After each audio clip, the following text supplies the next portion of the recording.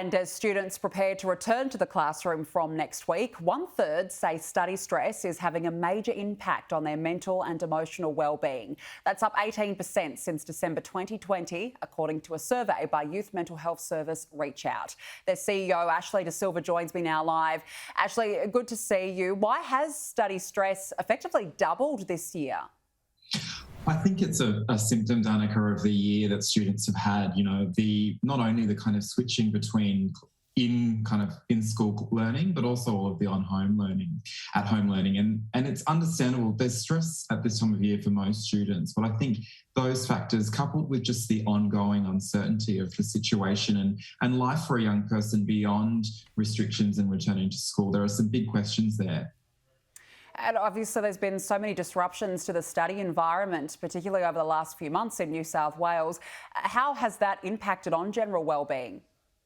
Yeah, some of the other statistics that sit behind the one you shared kind of point to some of the specific behaviours that are making up and reflecting those increased stress levels. So, for example, we're seeing large increases in young people who are recognising that their ability to focus has really reduced. So last year, that was 33% of young people saying that they were having trouble focusing. That's increased to 68% this year. And similarly, same thing with sleeping, 32% last year and now 59% reporting that they're having trouble sleeping. And these are important things to note because not all stress is bad, but when you start seeing it show up in your life through forms like this, inability to focus and trouble sleeping, it's usually a good sign that it's probably at unhealthy levels and there are steps you can take, which is a big part of why we're sharing this data today. And one of the interesting parts of this data is that despite the increased impact of study stress, fewer young people are getting the support that they need. Why is that? Look, with this particular issue of study stress, we do see this in other years as well. Young people tend to not conceptualise study stress as something that is help-worthy.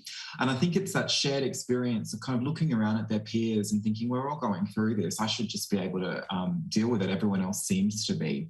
And it's a really important message to kind of recognise for young people that actually any time you are feeling these kinds of thoughts and feelings and they're starting to impact your life like this, it's actually completely valid and really, really important that you do put your hand up and learn about what you can do to support yourself. Absolutely. The help is certainly out there. Ashley Silva, we have to leave it there. Thank you for joining me. Thank you.